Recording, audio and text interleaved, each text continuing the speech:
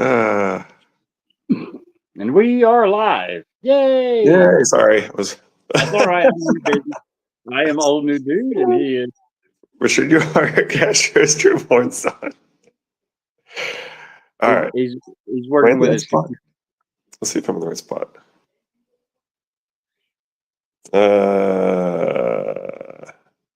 Okay. There, I'm in the right spot. All right. Sorry, I was trying to figure out where I was. King Christopher Mudd. Hey, yeah, I saw that Chris the Crow is now Christopher Mudd. Yeah.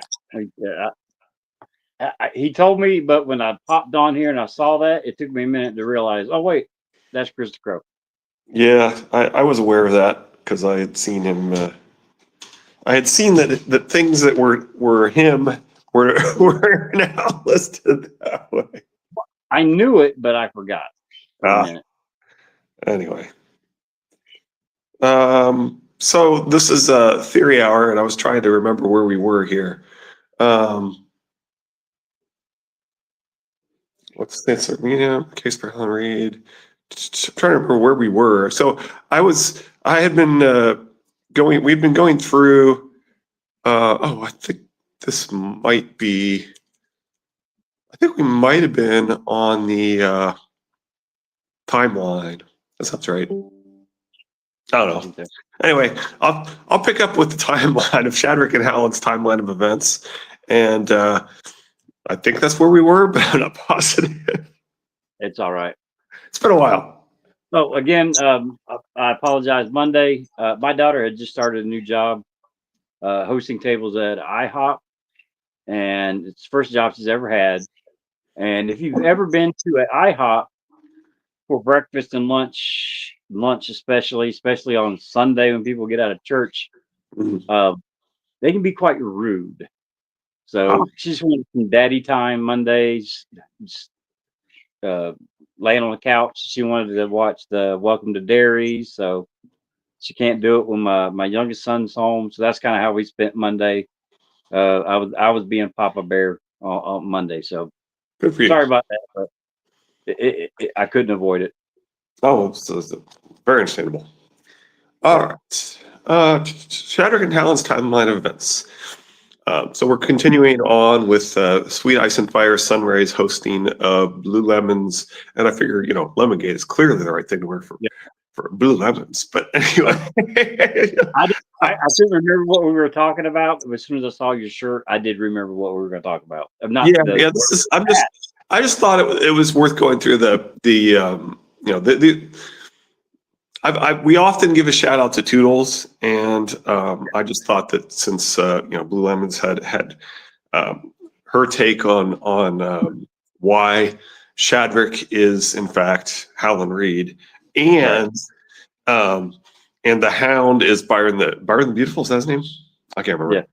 Anyway, and of course the elder brother then is Morgarth the Merry, I think is his name. Right. She also believes that too. Oh yeah. Okay. Yeah, and in fact, that's one of the reasons why I find this interesting is because it's a completely different analysis that comes to almost exactly the same conclusion. Yeah. Well, George leaves multiple avenues of possibly reaching the same conclusion. Yeah. Now, I do find it, some of the additional. I am intrigued by, and in fact, fairly persuaded by some of the additional information that Tools throws in there, where he obviously thinks that the elder brother is in fact Lewin Martell, right? The Kingsguard, and I do believe that to be true, and he thinks that that Byron the Beautiful might actually be to Littlefinger Tyreek Lannister, which is really interesting. And at some point, I'd like to go through his discussions of that idea. We're not given the dimensions of Byron the Beautiful. Yeah, and I feel like he's too old to be Tyreek Lannister, but I mean, a glamour is a glamour, though. Well, and he's not saying that he is Tyreek Lannister. He's saying that the glamour is to make the Hound look like Tyreek Lannister to Littlefinger, which given that I'm persuaded by given that I'm very persuaded by, this nicely ties into the fact that I've been very persuaded by the Dragon Demands explanation of all the reasons why it makes more sense for Littlefinger to have Tyriek Lannister than it does for Dorcas Varys, right? Right. So, I find his arguments extremely persuasive. One of which is that if Dorcas has Tyreek stashed somewhere, then Jamie instantly, worked that out, and that doesn't seem like how these things work. Right. Our characters are often wrong. So for the glamour to be of Tyreek Lannister, then that would definitely mean that Littlefinger doesn't have Tyreek Lannister. But that he thinks he does. Well, he thinks he does now, but he didn't take him from the street. Is what I'm Maybe saying. he did, and he stashed him at the Quiet Isle or somewhere between there and the Vale, and the Hound was aware of that somehow, or the elder brother was aware of it because he was stashed there, right? Something along those lines. It makes more sense for me that Dorcas has Tyrick.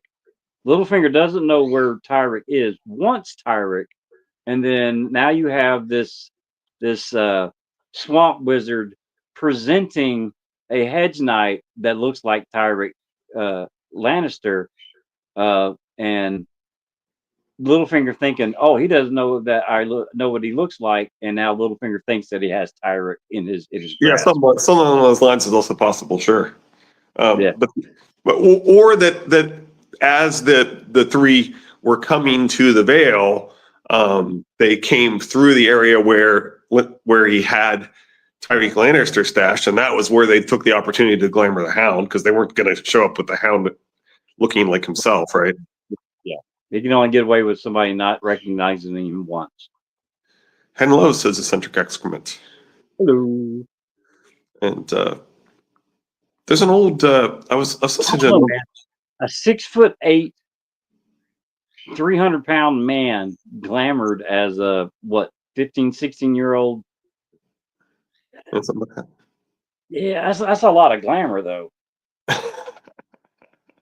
I don't know. I know we have Mance Raider, which is retconned back to being a larger man thanks to the male chapter.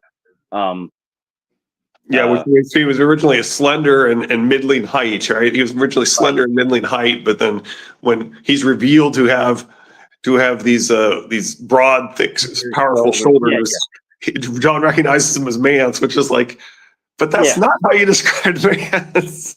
Yeah, if I'm not mistaken, I've actually looked up the description in the Westeros characters, and Mance's and Rattleshirt's descriptions are pretty similar.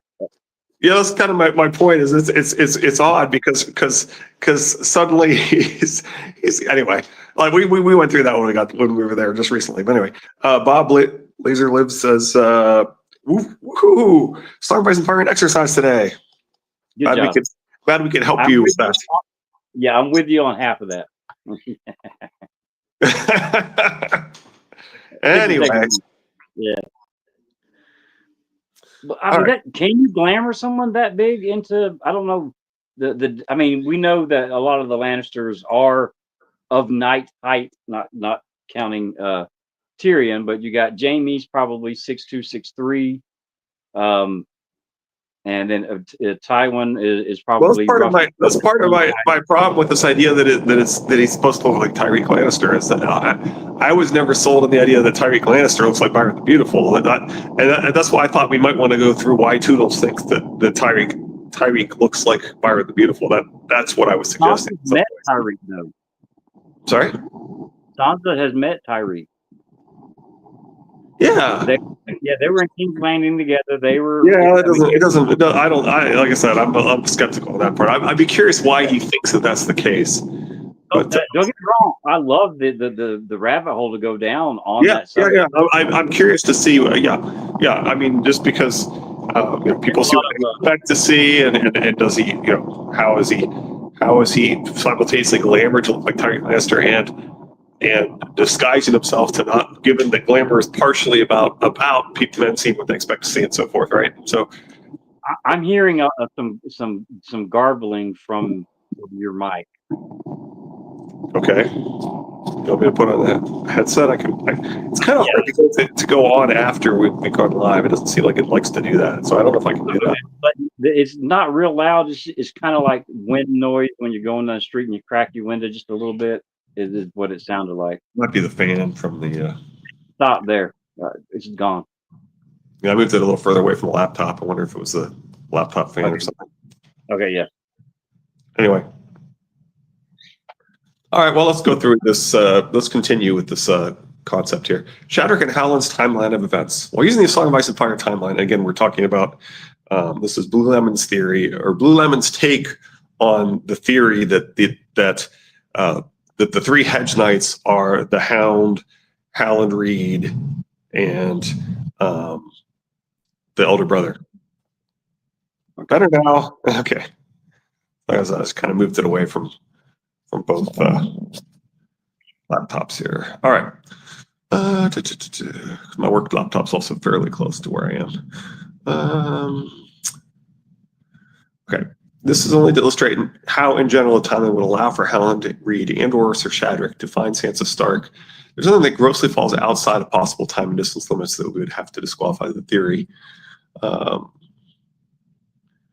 Real-world names of months are used simply to help conceptualize the passage of time, okay? Ned Stark is executed around early January of 299, and Winterfell learns of his death about 2 weeks later. Approximately 2 months after that, Jojen and Mira arrive in Winterfell during the Harvest Feast in Bran III at the Clash of Kings to repledge themselves to House Stark. Note that the Reeds knew to come to Winterfell without the use of ravens, as none can find Greywater Watch. There's no exact distance from Greywater Watch to Winterfell. However, using Moat Cailin as a rough halfway point, about 590 miles to Winterfell, it would take about 2 months on horseback. This is using the distance to travel time calculators on the Song of Ice and Fire timeline. So Mira and Jojen, after the Green Dream, must have left home about the time Winterfell receives word of Ned's death.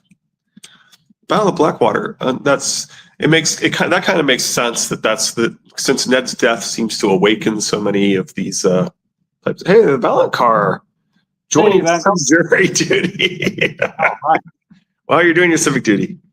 Yep, we appreciate it. I served on a jury when I was 18.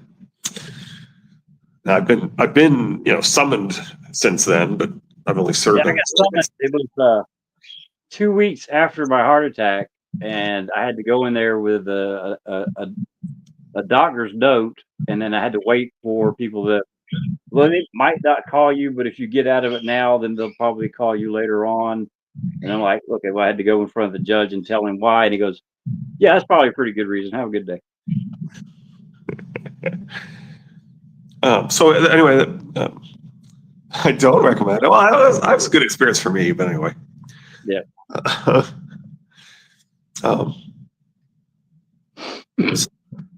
It was. I want a big murder trial where the jury's sequestered, to where I get a vacation away from the wife. Can you hear me chat? All Richard, Bob likes your lips. All right, Kirsty's here. Where were we here? So anyway, my point was I actually kind of like that theory, because to me, like Ned's death is what sparks so many visions with Bran and Rickon. And so the idea that that's kind of somewhat of the sparking the dreams of Jojen and them being dispatched, that makes a lot of sense to me. Is Ned's death and the birth of the dragons pretty close in the book? Oh yeah. Okay. Kirsty. Anyway. I have to look up, see how close they are. One could be the catalyst for the ice stuff, and the other's definitely the catalyst for the fire. Well, I mean, they're both taking place. Ned's death is arguably earlier as you're reading it, but that doesn't necessarily mean that it's much time difference, right? Right. Danny's kind of set off, and anyway. Yeah, it's hard to until there's talk across the seas of what's going on. Yeah, Kirsty, people are telling me this. I don't know what to do about it. I moved it away from the laptops and it It's told me on it. now. She might be running a couple of minutes behind on the like Yeah. you started live. She's probably about 5 minutes Okay. behind us. All right. So New Year's Day of the year 300 is the purple wedding. 10 days later, Santa arrives at the Baelish holdings on the fingers. Okay. Um, 8 days after that, Lysa will arrive and marry Peter that night. Around that same time, Jamie sends Brienne to find Sansa Stark. About early February, we find Brienne's first chapter in A Feast for Crows opens in Rosby to the southwest of Duskendale. That day, she meets Creighton and Illifer. The next day, they catch up to Sir Shadrick and the merchant Highbolt's party farther up the road near the Old Stone Bridge Inn, also heading to Duskendale. By their conversation, it's now widely public knowledge at this point that Sansa Stark is a wanted fugitive for regicide and is a bounty owner. Brienne will leave the Old Stone Bridge Inn in the late hours of the night, abandoning Creighton and Illifer. One of Highbolt's serving men in the stables sees Brienne leaving. Still a touch of wind noise. Yeah, I'm not hearing it on my end, but they might be now. I don't know what to do about it. I propose that Sir Shadrick may have been curious of Brienne leaving so abruptly in the middle of the night, considering their conversation over Sansa Stark, and may have decided to track her. He recently may have thought she had found a lead that caused her to suddenly abandon her companions and go it alone. For being honest, Brienne would not be that difficult to track. Podrick did it pretty easily. She's as big as the Hound and a lady knight. Up until she has her shield repainted in Duskendale like Sir Duncan the Tall's sigil, she's obviously carrying the reviled Lothston device on her shield. She's extremely memorable everywhere she goes. At this point, events take place in closer succession, and the following will show when relevant information from the Vale reaches the Riverlands. In Sansa 7, A Storm of Swords, Lysa will be murdered by Littlefinger around February 9th-ish of 300. In Brienne 2, A Feast for Crows, at around February 11th of 300, Brienne will get the lead from the pious dwarf at the Seven Swords in Duskendale to find Nimbledick Crab at the Stinking Goose in Maidenpool. It's about the same for me, but I'm listening on a mobile phone speaker. It's not too distracting, and I can still hear you clearly. Well, that's good. All right, where were we? For once, I'm not suffering technical issues.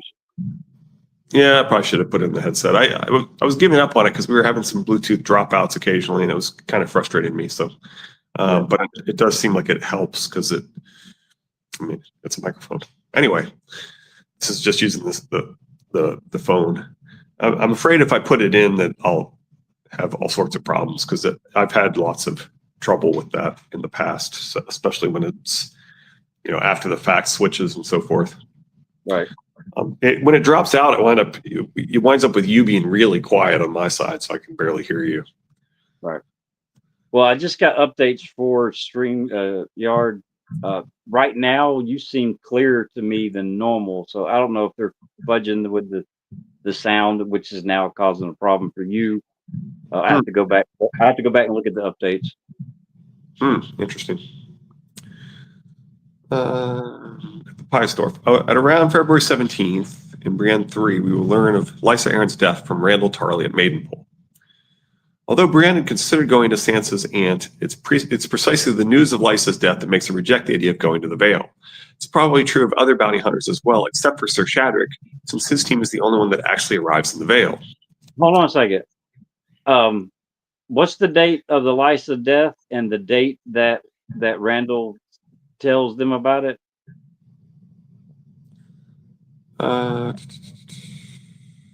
Is it February? So Lysa is murdered around the 9th day of the year, 300. Sorry, the 9th day of February, 300. Uh-huh. Around February 9th. About 2 days after that, Brienne gets the lead from the pious dwarf of the Seven Swords of Duskendale to find Nimbledick Crab. At around the 17th, she's saying, so that's like 6 days later that she learns. So she learns about 6 days after the fact. Okay. Yeah, I was trying to figure out the number of days, because that is, it's not they're not next door to each other, so we still have the word of mouth to travel and all that kind of stuff. probably somebody from Goldstown told them was it Maidenpool? In my tinfoil mind, all the reeks are shadow clones or puppets based on magic from the reeds? Huh.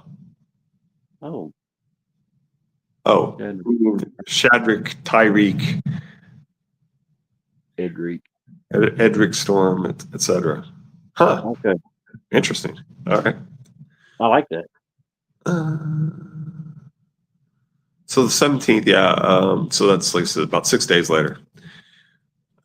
This is probably true of other bounty hunters as well, except for Sir Shadrick, since his team's the only one that actually arrives in the Vale. Bran goes on her wild stinking goose chase tour of Cracklaw Point with Nimble Dick and Brienne 4, returning to Maidenpool around April 9th in Brienne 5. Bran mistakenly believed from Timian that the Hound has Sansa. Actually, it's Arya. And from reports of the massacre, they will find the Hound near the salt pans. And of course, that's your Dornishman did not lie.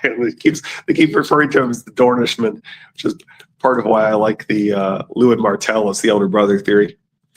Right. The group seeks to travel with Septon Maribel to the salt pans, as he has detailed knowledge of the region and lesser-known locales where they may find the Hound hiding. They'll take a very slow, meandering path off the main roads along the Bay of Crabs, seeking out small folk for Maribel to serve.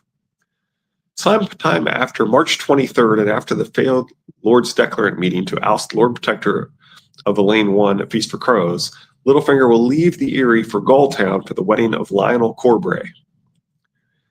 As an ancient noble house of the Vale, with many other prestigious Vale lords as guests, the Corbray wedding would be a widely known impending event around the region.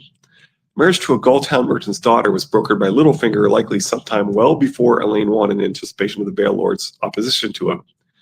By land, approximately 450 miles, that would be approximately an 18 to 21 day journey. This means the wedding, so 2.5 to 3 weeks. This means the wedding party probably takes place somewhere in a window between April 10th and the party leaving Galltown around April 26th. Brienne will reach the Quiet Isle in Brienne 6, Feast for Crows, around April 20th, then leave the next morning. Sir Shadrick could find the Isle as early as that day or the next, following Brienne without being seen. We'll see the clues he did indeed follow her in part 6. Okay, interesting. Very next time we see Sir Shadrick will be in Elaine 2, when Sansa descends in the Eyrie to the Gates of the Moon. This will be around May 14th. So even if Shadrick follows Brienne to the Quiet Isle to meet the elder brother and Sandor Clegane as early as the next day, April 21st, they can still board a ship, which I'll describe in greater detail in part 4, and arrive in Galltown in a couple of days. Brienne confirms the voyage to Galltown from Maidenpool is very short. It took Sansa only 10 days to reach the Fingers from King's Landing by ship, and that is a much, much greater distance. There's still a safe window of a few days to enter Littlefinger's service and follow his party back to the Gates of the Moon. In part 4, the importance of meeting Littlefinger in Galltown rather than going directly to the Vale will be discussed in more detail. Again, these time frames are all approximations. This is only to show that there's nothing that is so outside the limits of time and distance that it couldn't work, disproving my part of this theory on that basis. Off topic, but does Sweet Robin actually have red eyes, or are they just always red? He's listed under characters with red eyes? Huh. Yeah, I would expect that they're just referred to as red because he's probably rubbing them and so forth. It might be a reaction to all the drugs they're giving them too. Yeah, that could be. Keep in mind, so it's not necessarily a wrong interpretation of the text. But I don't think he's supposed to be an albino. No, I don't think he has red eyes. Keep in mind, JRM always intended for Brienne to sync up with people from Arya's arc. Gendry, the Brotherhood Without Banners, and Undead Cat. Her skill set, vow to Catelyn, knowledge of Gendry's parentage, and a reunion with Jaime are far more valuable and relevant there. It makes sense that when Arya eventually returns to Westeros, her path will also intersect with Brienne's. So the Quiet Isle visit, meeting the elder brother, and seeing the Gravedigger is not truly intended for Brienne's purpose in the story. Aside from limited word of Arya's last known sightings months prior, and the Hound being dead, she doesn't come away from the Isle with anything truly useful to her. So none of this extensive setup is meant for Brienne to act upon. It has to be meant for someone else entirely. Yeah, I like that. I like that take. Yeah. Anyway, there's a reason we're seeing all this stuff. Yeah. Part Right. 4. George put it on the page. Yep. Part 4, The Quiet Isle, the Elder Brother, and Sir Morgarth. The elder brother was not what Brienne had expected. He could hardly be called elder for a start, whereas the brothers weeding in the garden had the stooped shoulders and bent backs of old men. He stood straight and tall and moved with the vigor of a man in the prime of his years. Nor did he have the gentle, kindly face she expected of a healer. His head was large and square, his eyes shrewd, his nose veined and red. Though he wore a tonsure, his scalp was as stubbly as his heavy jaw. He looks more like a man. He looks more like a man made to break bones than to heal one, thought the maid of Tarth.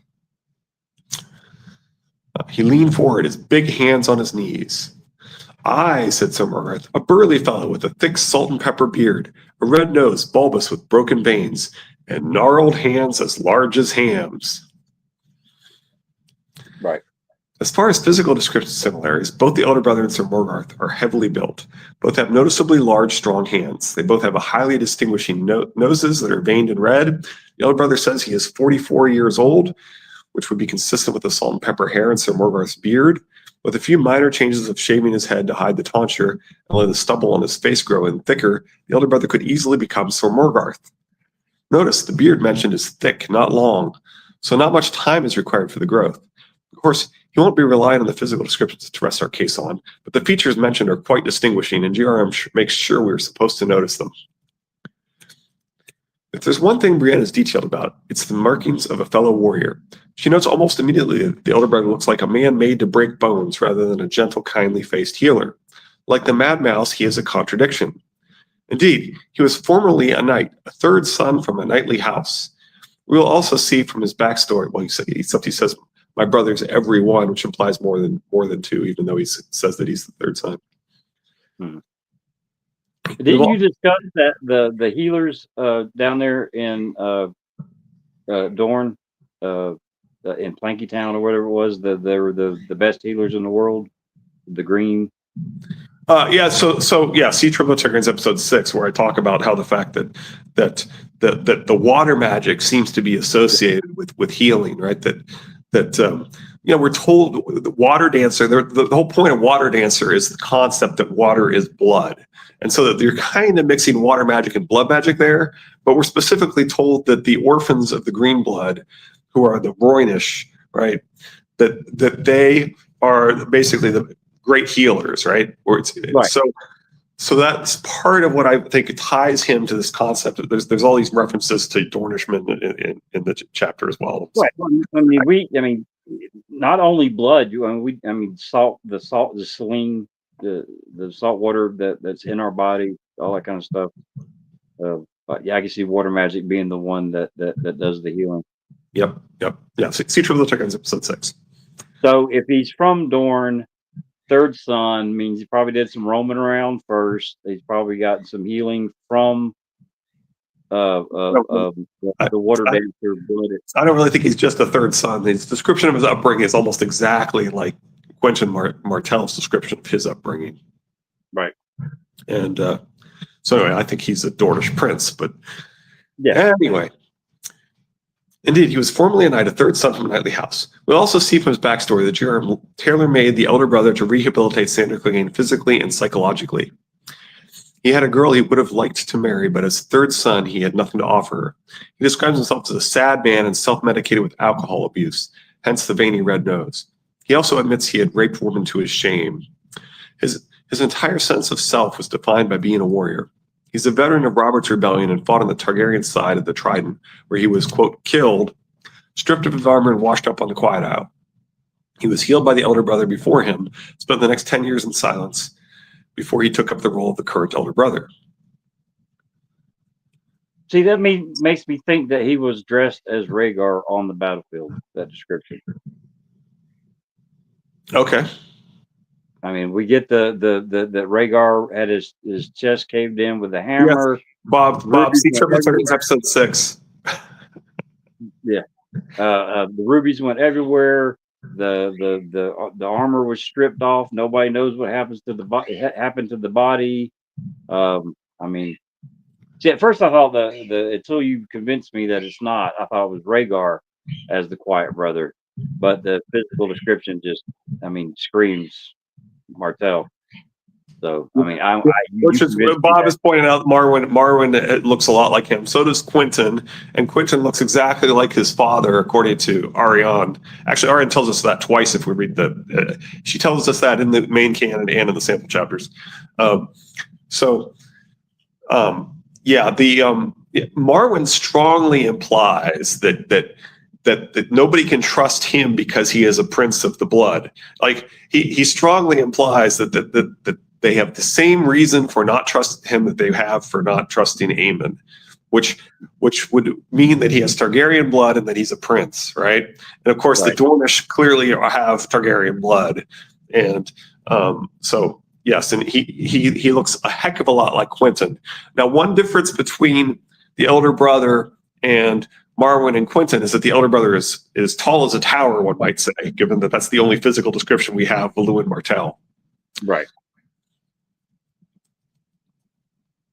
Blood of the dragon. Yep. Yep. As Quentin reminds us over and over again, if you're a Dornish prince, you are in fact blood of the dragon. Aren't they like what 4 generations since the marriage? Daenerys married into them, a different Daenerys, obviously. But Yeah. yes. Instead, I woke here upon the quiet isle. The elder brother told me I had washed up on the tide, naked as my name day. We were all born naked, so I suppose it was only fitting that I come into my second life the same way. I spent the next 10 years in silence. And he has shrewd eyes, I might point out. Anyway, Right. See, chapter 6. The passage describes a very important concept about the elder brother, making the name Morgarth very significant, connecting him to the biblical Shadrach's godly men. Elder brother is surrounded by real-world pagan green man symbolism, which GRM translated into his in-book mythology of Garth Greenhand. This is only one of many Garth-type names and green man themes that appear repeatedly in the series. This is all about the cycle of life, death, and rebirth, sacrifice to ensure life continues, and the god acting as the gatekeeper between the living and the underworld. Right, and the change of seasons mythology is all about that too, right? Yeah. GRM hammers this association home between literal in-book green men on the otherworldly Isle of Faces. And we've mentioned before that LML has talked about the fact that the change of seasons seem to often coincide with deaths of kings. Okay. And even the year of the false spring was when Rhaegar was planning on killing the Winter King Ares, basically. And it didn't happen, so then winter came back. Uh-huh. Okay. Garth Greenhand is the legendary High King of the First Men. Some legends say he didn't just lead the original First Men from Essos into Westeros, but he actually predated this and was the first and only human in Westeros, and that he interacted with the children of the forest and the giants. Other legends make him a green god of fertility and harvest, who demanded blood sacrifice, or sometimes the green god himself is the sacrifice in autumn, needed to ensure the renewal of life in the spring. And of course, that's the Wicker Man concept, right? He not only brings about fertility in the land, but also increases fertility in women, leading to maids flowering, crones regaining their moon blood, and mothers giving birth to twins and triplets. Triplets. Interesting. Anyway. The Quiet Isle is a perfect metaphor for the underworld or afterlife. It's a place of life, death, and rebirth. The isle is an idyllic, self-sustaining place of food and drink. They have abundant varieties of fruits and vegetables grown there. They have sheep, ponds of fish, and shellfish from the bay. They make their own butter and have a windmill to grind their own grain to make bread. They even brew quite a few alcoholic beverages, ale, mead, cider, and wine. Brewing alcohol is an important theme of green gods like Dionysus, making the elder brother's red nose from alcohol abuse symbolic of this concept. The honeybees and beehive shapes of the women's cottages have mythological associations with goddesses in the underworld. It's noted women come there too to be healed and to give birth. See, triplet Targaryens. Exactly. The role of a symbolic Garth fits the elder brother like a glove. His hands are described as healing hands, and he is credited with being able to heal people that maesters cannot. Right. And so when he comes, and part of the point of that is that he came across Sandor Clegane as he's supposedly dying, and yet he has a whole lot of information from him. He makes it sound like he just barely had time to hear his last confession or something, and yet he knows a whole lot about him and traveling with Arya and everything. Right. Right. His green hands restore life. He resides in the Hermit's Hole, a cave over 2,000 years old next to a chestnut tree, where the first holy man to live there worked wonders and established the monastic order. It's also very possible the cave is pre-Andal invasion and was a place of mystical power for the first men. Again, look at the parallels to the Isle of Faces. Before it was analyzed and adopted by the Faith of the Seven. So the elder brother of the Isle inherits the healing abilities, which are widely regarded as being somewhat miraculous. Quiet Isle is also a place to cross over into the afterlife in more than one way. Sometimes the dead and dying wash up on the shores, as did the elder brother. Sometimes they're brought there, like the Hound or the people of the Salt Pans, after the massacre to die or be healed. The metaphoric and most common way is for penitents to abandon their old lives to be reborn in a new monastic life. In a sense, the brothers on the Isle are dead to the outside world. They don't speak, with few exceptions. Many cover their faces as well, obscuring their past identity. Their brown robes and cowls are like the dead driftwood that washes up there, but even driftwood gets reborn as beautiful polished furniture and cups. If you want to come to the Quiet Isle, you need elder brothers or one of his proctors' permission. There's a ferry to the Isle, which is evocative of Charon. So that makes the elder brother, like Garth Greenhand, a psychopomp. He's a gatekeeper between life and death, literal and metaphoric. It can also return people to the world of the living. The imagery is evocative of the Elysian fields, and especially Avalon, where King Arthur was taken to recover from wounds sustained against Mordred at the Battle of Camlann, and is destined to return from. By that alone, we should expect to see Sandor restored and renewed to something closer to a true knight. It's also important to know that the elder brother also has ravens and is a gatekeeper of news of the outside world, but he largely withholds that information from the other brothers. If the elder brother has abandoned his old life as a knight and has such a clearly defined purpose on the Quiet Isle, why would he then join Shadrach's hedge knight team to rescue Sansa? There are actually three major reasons for this that he speaks extensively about. A debt he owes to Sandor Clegane, the inaction of Sir Quincy Cox during the Salt Pants massacre, and the effect that Brienne has upon him. I buried him myself. I can tell you where his grave lies if you wish. I covered him with stones to keep the carrion eaters from digging up his flesh, and set his helm atop the cairn to mark his final resting place. That was a grievous error. Some other wayfarer found my marker and claimed it for himself. The man who raped and killed at Salt Pans was not Sandor Clegane. We do see a lot of people posing as other people in this story, don't we? Anyway. Yeah. Like fake Roose Bolton we saw recently. And not to mention, Jane is Arya. But anyway, before the massacre, Sandor Clegane only stood accused of turning craven and deserting. With some time passing, I think the Hound and Dunk were reborn in very similar manners, both living a second life. Yeah, definitely. Absolutely. Yeah. Before the massacre, Sandor Clegane only stood accused of turning craven and deserting. With some time passing and regime change in King's Landing, this might have been forgiven, and he could have possibly moved forward with his life. Because of elder brother's mistake with the Hound was wanted for horrific mass murder, burning and pillaging, and the mutilation and rape of children.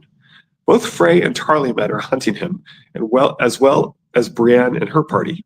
At this point, Sandor cannot show his face outside the Isle without risking being killed on the spot.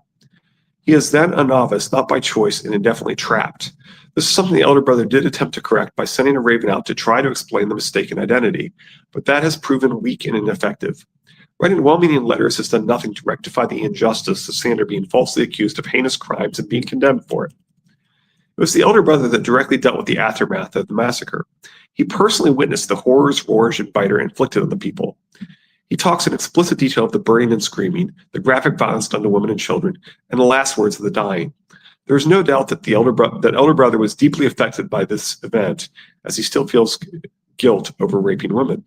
The last building standing in the Salt Pans is the castle of Sir Quincy Cox, who barred his doors while his people sought his protection. The smile vanished. They burned everything at Salt Pans, save the castle. It fell to me to treat some of the survivors. The fisher folk brought them across the bay to me after the flames had gone out, and they deemed it safe to land. One poor woman had been raped a dozen times, and her breasts had been torn and chewed and eaten as if by some cruel beast. As she lay dying, her worst curses were not for the men who had raped her, nor the monster who devoured her living flesh, but for Sir Quincy Cox, who barred his gates when the outlaws entered the town and sat safe behind stone walls as his people screamed and died. Sir Quincy is an old man, said Septon Marable gently. His sons and good sons are far away or dead. His grandsons are still boys, and he has 2 daughters. What could he have done, one man against so many? He could have tried, Brienne thought. He could have died. Old or young, a true knight is sworn to protect those who are weaker than himself, or die in the attempt. True words and wise, the elder brother said to Septon Marable. When you cross the salt pans, no doubt Sir Quincy will ask for forgiveness. I am glad that you are here to give it. I could not. This is a story about someone who had the power to do something and did nothing. Jerome didn't write this story to motivate Brienne to action, because she already knows what a true knight should do.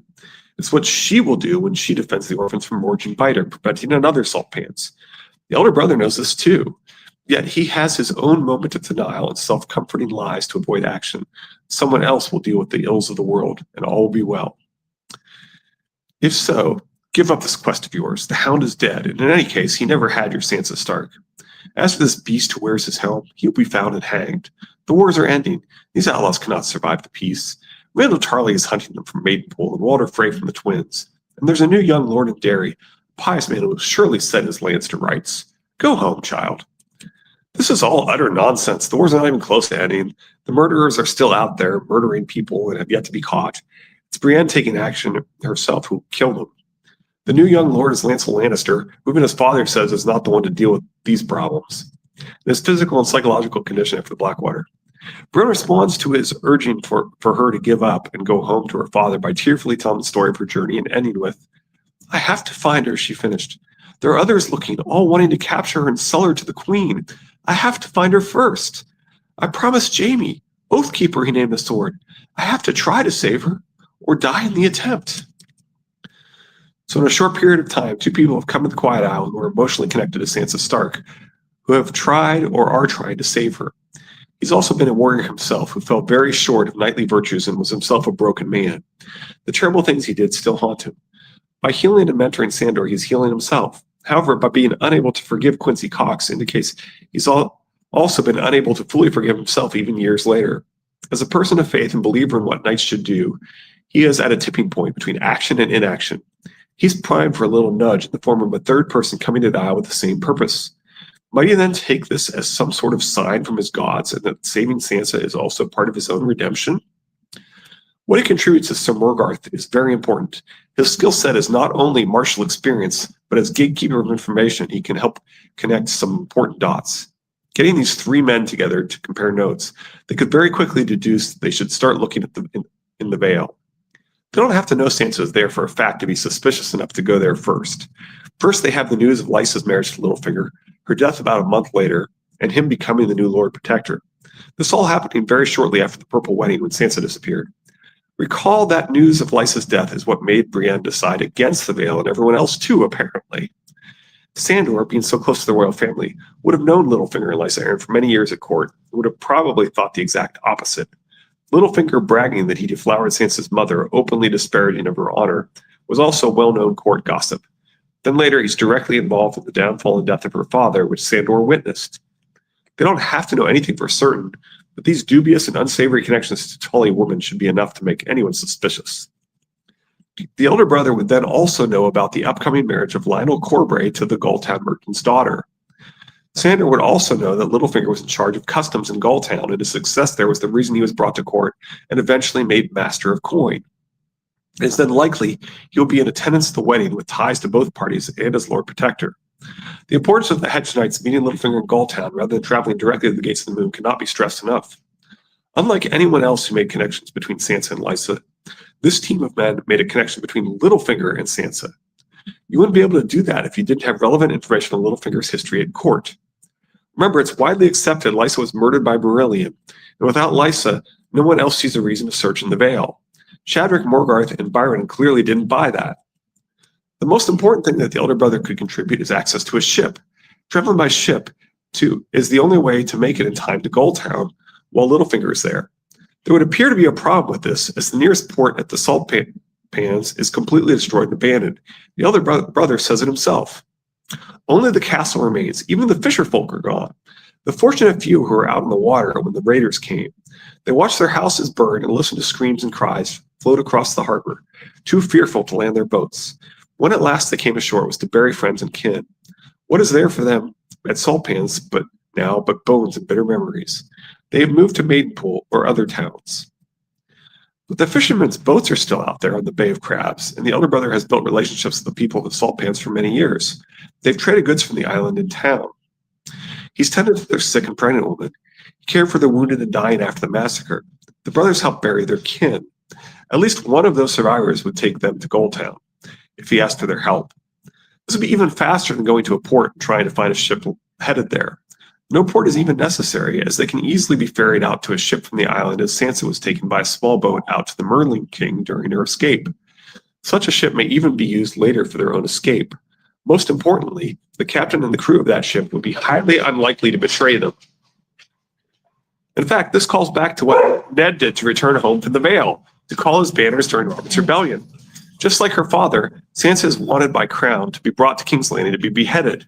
Goldtown seemed to remain loyal to the Targaryens, so Ned crossed the Vale from the Eyrie to the Fingers to hire a fishing boat to take him across the Bight. The reverse happens during Sansa's escape of King's Landing. Sansa thought she'd be taken home, but instead the Merlin King took her to the Fingers, and then they traveled by land to the Eyrie. It makes perfect literary sense for a fishing boat to be involved in Sansa's escape from the Vale, just like her father. Okay, I like that. Yeah, I do too. Part 5, Sandor Clegane and Sir Byron, the beast enchanted into a beauty. So there definitely is some good stuff to be had out of this one as well. I think it really is good to combine the both Two of them, takes on this theory. I think it cements it pretty good. Yep. By using both. Yep. Part 5, Sandor Clegane and Sir Byron, the beast enchanted into a beauty. Off to Goldtown to see the fair maid. Hey ho, hey ho. I'll steal a sweet kiss with the point of my blade. Hey ho, hey ho. Off to Goldtown. Most glaring issue readers may have with this idea is the gravedigger having such a pronounced limp when Brienne sees him. She notes he walked with the awkward, lurching gait of one half crippled. When we see Byron and Sansa's POV, there's no such limp. It would then seem doubtful that Sandor was even physically up to the task of a rescue mission and would disqualify him as Sir Byron. Arya abandoned Sandor by the Trident at around January 31st. All these are year 300. In Arya 13, A Storm of Swords. Brienne sees him as the gravedigger at around April 20th. So roughly 3 months later, after being near dead from blood loss and infected wounds, Sandor has a noticeable limp, but he's also digging graves all day long. That's very hard, physically taxing labor. So this shows a very rapid rate of healing as testimony to the elder brother's exceptional healing hands. When Byron is introduced 3 weeks later, it's plausible that Sandor has recovered even further in that time to make the limp unnoticeable or non-existent.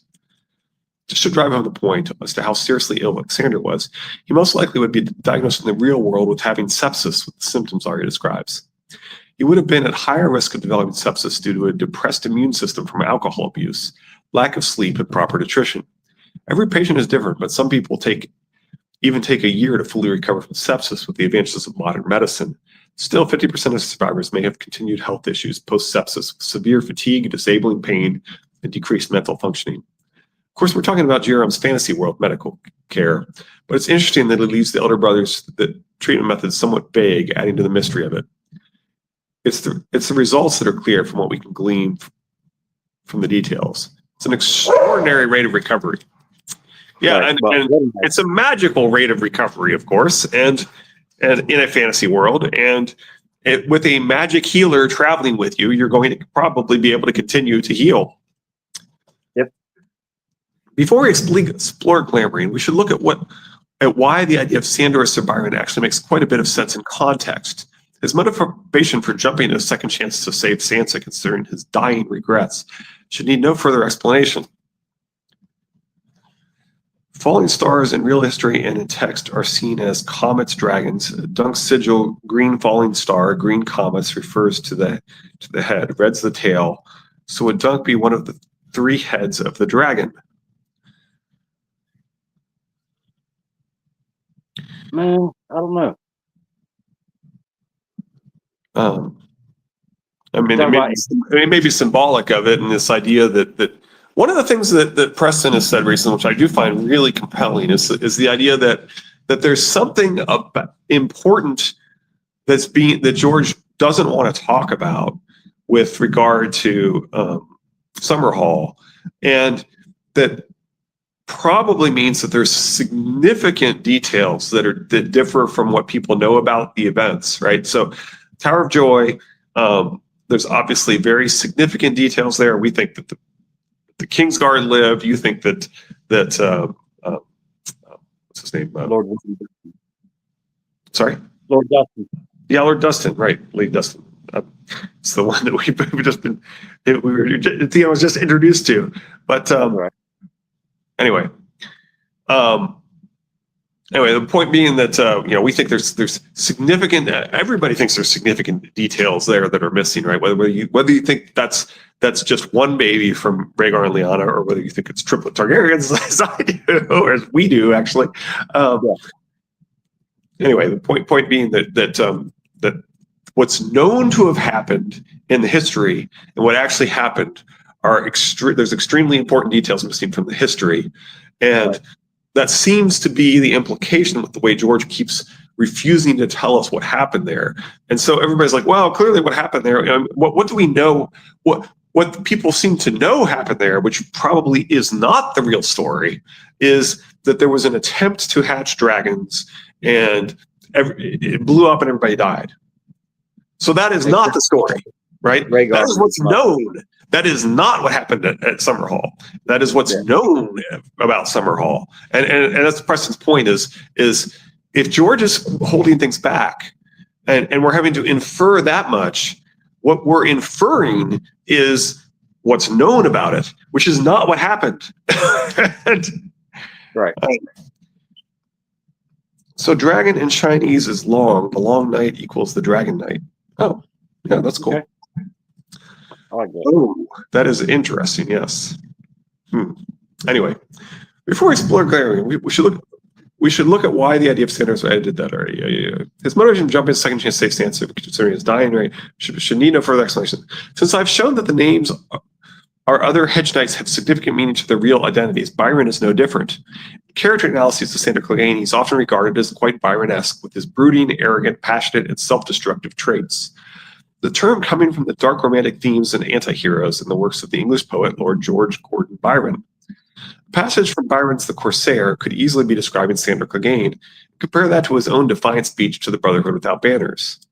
Anyway, there's a comparison of the speeches, but I'm the same as you. The only difference is I don't lie about what I am. So kill me, but don't call me a murderer while you stand there telling each other that your shit don't stink. I mean, as if that weren't enough of a perfect connection to the name, Sweet Sunray found another little gem. The poet Byron had a favorite dog who died of rabies. He treated him personally without any fear of being bitten or attacked, and afterward wrote a poem for his dog, Boatswain, a Newfoundland dog, called Epitaph to a Dog. The poem was engraved on the dog's grave, and the grave is larger than Byron's.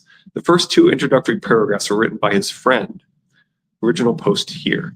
The other spotted the positive remains of one who possessed beauty without vanity, strength without insolence, courage without ferocity, and all the virtues of man without its vices. This praise, which would be unnecessary, unmeaning flattery if inscribed over human ashes, but is just a tribute to the memory of Boatswain, a dog who was born in Newfoundland May 1803 and died at Newstead November 18th, 1808. Puts the idea of the hound declared dead and buried becoming a gravedigger in quite another light all by itself. And he died a mad dog with biting words wanting to be killed in mercy. But then a Byron appears near Sansa's side. It also fits well with the better nature of Sandor Clegane, the protector, his loyalty to his master, the honest one in a court of liars, and the one whose worth also goes unnoticed and unappreciated. So as we can see, Byron could not be a more fitting alias for Sandor Clegane. How does Sandor fit into Shadrick's godly men? There are Green Man associations with Sandor just as much as with Howland Reed and the elder brother. A variant on Green Man depictions is that he has the head of a beast, much like the Hound's helm. Despite being a Westerman, Sandor in appearance and values seem much more aligned with being a firstman stock, so much that he is mistaken for Arya's father. He's also one of many Odin archetypal characters by dying against a tree, like Odin hanging himself on Yggdrasil to gain wisdom and knowledge. He crossed over to the underworld, the Quiet Isle. It's been reborn symbolically, the Hound persona having died. His steed is named after the Seven's god of death. He's also of the Wickerman variety of Green Man, being literally a burned man. Oh yeah, absolutely. That makes a lot of sense. It should be no coincidence either that one of the most mentioned First Men clans in the Vale are called the Burn Men, led by Timid, son of Timid, who also sacrificed an eye like Odin. The Burn Men prove their worth in a trial of self-mutilation by fire. Similarly, Sandor faced a trial by combat against Beric Dondarrion, another Odin Green Man figure, burning his arm and proving his worth, or at least that he didn't deserve execution. There are other Norse mythology parallels to the Vale arc, but there are a few themes that Jerome seems to be cherry-picking into an amalgamation. Sansa is very much like Idun, the Norse goddess who possesses apples that grant immortality and youth. She's Catelyn reborn to Peter. She's kidnapped by the giant Thjazi, I don't know, disguised as an eagle, mirroring the original Titan sigil of House Baelish to the new unassuming Mockingbird sigil, but also his commandeering of House Aaron, the Falcons, with the help of Loki. In this case, the trickster is Dantos. When the gods begin to grow old, Loki, the trickster now as a hero, is tasked with retrieving Idun by using Freya's falcon feather cloak that turns him into a falcon, shape-shifting for the rescue of Idun. And of course that's the same symbolism he's using with Grey Alice. Did you watch the movie? What movie? The GRM movie. It was streaming. Was it on Prime? I can't remember what it was streaming on. I thought I told you about it. Did I not tell you? No. I'll not tell you about. Oh, I could have sworn I told you. We talked about it. We talked about how they kind of completely botch it. You talking about the Disputed Lands? Yeah. Oh, wait. Into. Yeah. Is it Disputed Lands? I can't remember. They're into the Badlands or something like that. Yeah, something like that. Dave Bautista. Yeah, it's basically Resident Evil, right? Yeah, I watched about maybe 5-10 minutes of it. Yeah, you don't need to. It's they kind of like they give the quote that's the ending of it, but they they kind of prove that they don't understand the quote. They give you the Hollywood ending. Like it's a Hollywood ending. It's not. Yeah. Anyway, it's not a George ending. It's not George's ending. No, it's not at all. Anyway, my point is Grey Alice is definitely Freya's falcon feather cloak. Loki in falcon form turns Idun into a nut, the chestnut-haired Elaine, and carries her off in a daring escape from the giant. Loki, playing both roles of the kidnapper's agent and the rescuer of Idun, is not unlike the two versions of Florian the Fool in Sansa's arc, Dantos and Sandor. It's another interesting story of Thor's prized possession, the hammer, being stolen by giants, which would only be returned if Freya married the giant Thrym. Thor, using Freya's falcon feather cloak, disguised himself as the bride Freya, and with Loki's help, infiltrated the giant's home to retrieve his hammer. There are themes of false bride, a thieving giant, a trickster, and using shapeshifting. Anyway, just as there are many Odin figures, there are many Loki trickster figures, especially in the wilding concept of wife stealing, such as Bale the Bard. As Egret explains to John, in wife stealing, it's the quick, cunning, and brave that earn the favor of the prospective wife. Sandor had once attempted symbolic wife stealing with Sansa at the point of his blade the night of the Blackwater, but he was in no state to win her consent, and she refused him. This brings us back to the aforementioned Song of Off to Gulltown, from where the bastard Elaine hails, and where the hedge knight meets Littlefinger. The description of Sir Byron would appear to be at odds with Sandor's values, however. On the surface, he seems like a puffed-up noble that Sandor would disdain. Dutiful and beautiful, said an elegant young knight whose thick blonde mane cascaded down well past his shoulders. The tall one with the blonde hair kissed her hand before taking his leave. And of course, if these theories are right, that's very much a Judas kiss, right? The marking who we need to. Yes, this is the person we need to take. Right. Well, doesn't he owe her a kiss, or she owe him one? Oh yeah, well she thinks that they kissed and they didn't, right? Be unkissed. Yeah, it wasn't. It was discussed though, wasn't it?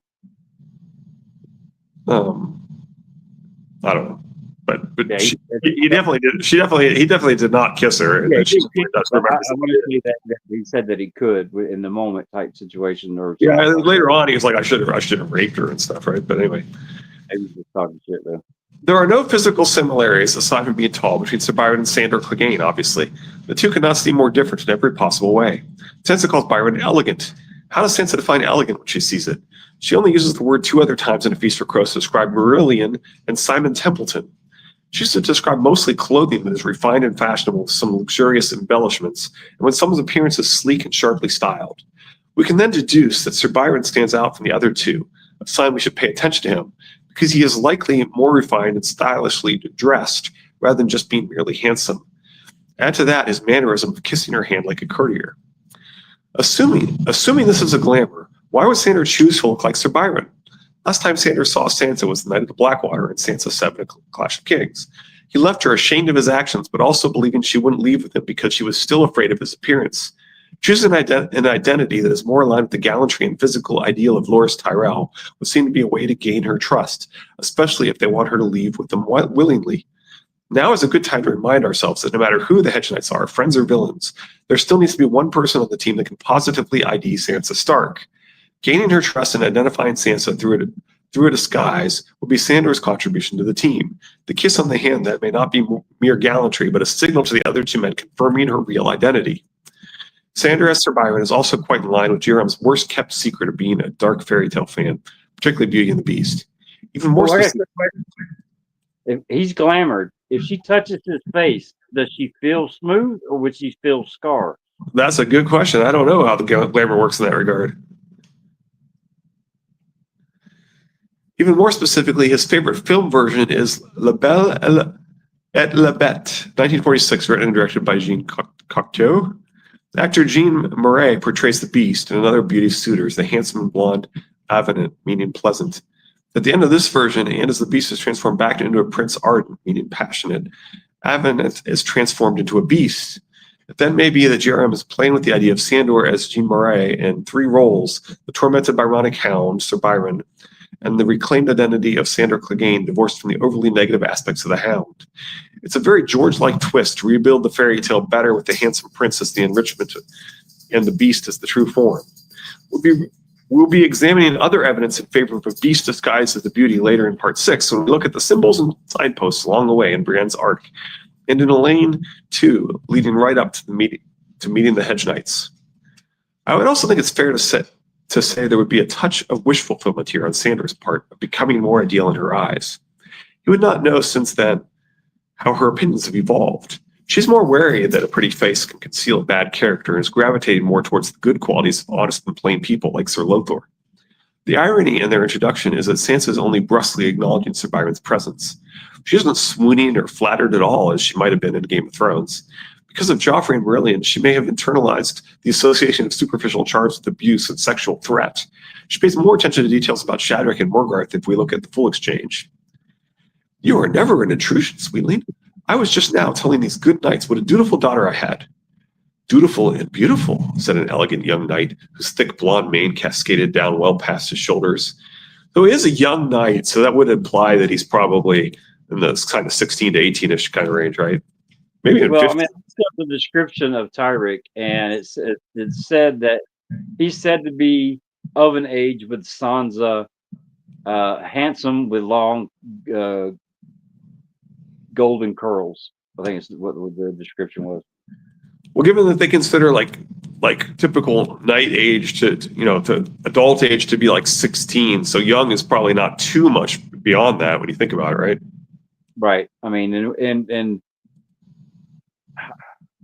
how long since Tyrick went missing, and now has it been a year? I mean, well, maybe we should stop here. I was kind of hoping to finish this section, but we're over on time. I don't know. Maybe I can get through this. Where? Over here. Nah, let's stop. Okay. You're never an intrusion. All right. You're never an intrusion is where we are. Okay. Just trying to remember where I'm at mentally, saying it and so forth, and hopefully that can remind me. But I actually am finding that there's some quite a bit of different take here from Toodle's version. Yeah. I like both of them, to be honest with you. No threats. Too tired, says Lady Thistle. All right. We appreciate the recommendation. But yeah, I'm all on board on who those hedge knights are. I get it now. Jared was doing Shadrach, Meshach, and Wendigo. Why does that sound familiar? I know what Wendigo is.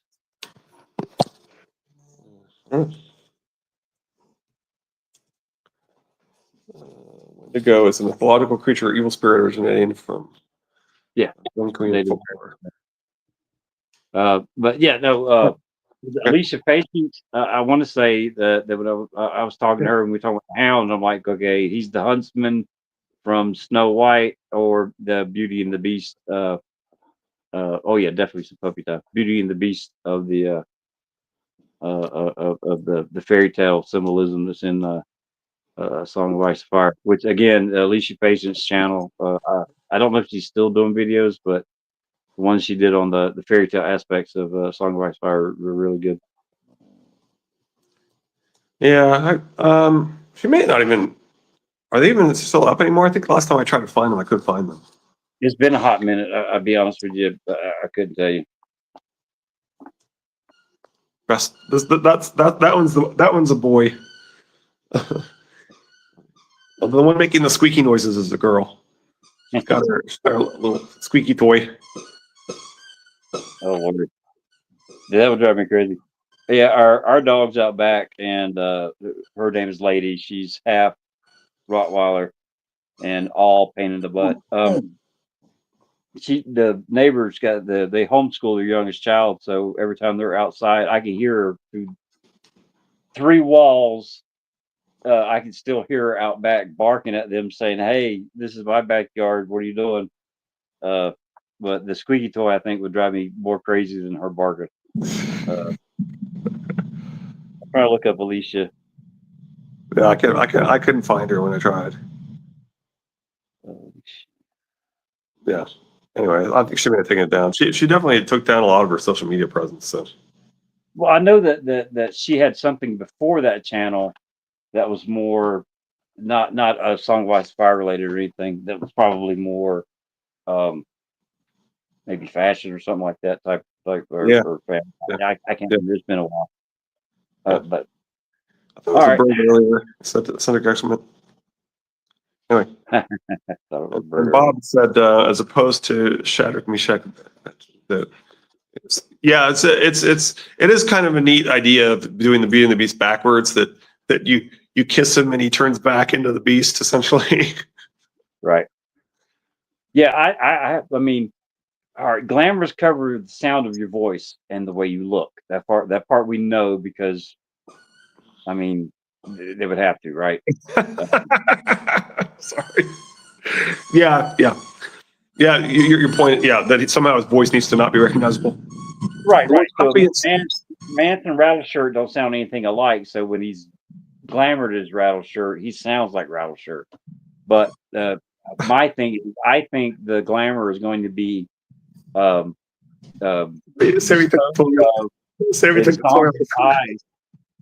she grabs and touches his cheek, she's going to feel the scars, and then the glamours are, oh wow, the glamours are you see what you expect to see, and then once she feels the scars, she's going to expect to see the Hound. And you take it away from my talk time with them puppy. That's cold. But she's going to realize it's the Hound and see through the glamour at that point, I think. Anyway, the puppies are more entertaining than we are. Yeah. All right. Are we John? What on the next one? You know? I believe it's 7. There's 6 before and 6 after. Okay. All right. Well, we appreciate everybody again. Sorry about Monday, but like I said, daughter had a new job and needed some daddy time. Glad we get some more of the of some of the longer theories, especially backing up and giving a different way of getting to the same place that Toodles did. But yeah, definitely love the puppies. But we will see y'all here hopefully Friday doing John. You say 7? 7, yeah. Yep, 6 before, 6 after. Before, okay. 6 after. Yep. All right. Again, thank y'all for joining us. Have fun, take care, stay safe, and we'll see you here Friday. Bye. Have a good one. All right.